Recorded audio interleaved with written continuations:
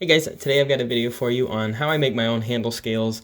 Now, this might not be a handle scale you'd put on a knife that you're selling like for $300 or something, but I'm kind of cheap, so I don't like to spend the $10 or whatever it is on G10. Plus G10 I've heard is kind of hard to work with. It's a bit of a mess sometimes.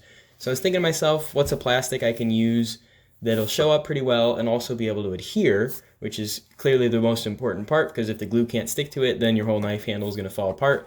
So I thought to myself, well, an old soap bottle that sits in the shower, they've got to be able to adhere really well, right? Because the stickers are on them. So that was just my first guess. And I've tried this on, I think, 2 or 3 other knives.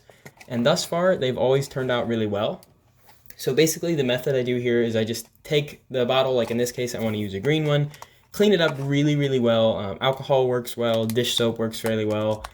Maybe a Scotch-Brite pad or one of those steel wool things will also help to get any of that sticky stuff off of it. Just make sure that you're working with a clean slate here, and then I cut it out.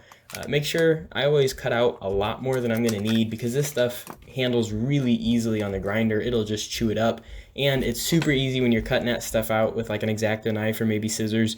It's easy to have the knife kind of run astray to where you'll cut in a place that you didn't mean to. But other than that, the main thing that I worry about whenever I'm doing this is just making sure I can get as good of a bond as I can. So I drill several holes through the liner material, that plastic, just that way the epoxy can make contact with more than just the liner. It's also attached to the wood, and you want as much contact as you can.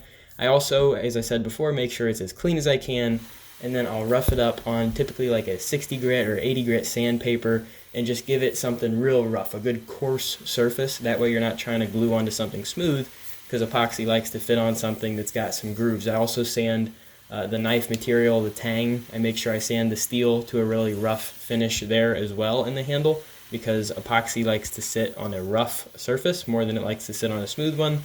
And other than that, I extend my glue up period a little bit longer. I'm sure it doesn't mean anything or like matter very much, but it makes me feel a little bit better. Other than that, that's really it. This stuff shapes well. I haven't had any bad experiences with it. If you want to test it yourself, maybe just do a small piece and glue a piece of like a cut off piece of steel, and make sure that you can get it to actually adhere well. If it doesn't work, maybe try a different manufacturer of the bottle. Maybe try a different epoxy, try a different, whatever it may be. But this has worked well for me, and I think, as you'll see in the end here, whenever it's done gluing up, it leaves what I think is a pretty decent liner. It gives a good contrast. It's not so much liner that it takes away from the handle material. Like, I used a little bit of walnut burl for this knife handle, and I think that's really pretty, so I wouldn't want to take away from that with these really bold, outlandish handle liners. But these nice kind of thin, they give it just enough pop. I really kind of like it, so I'll pretty much leave it at that for this. There's some pictures of it here at the end, and I hope you guys enjoy this video. There's more knife making content on my channel if that's something that you're interested in, but other than that, you guys have a blessed day.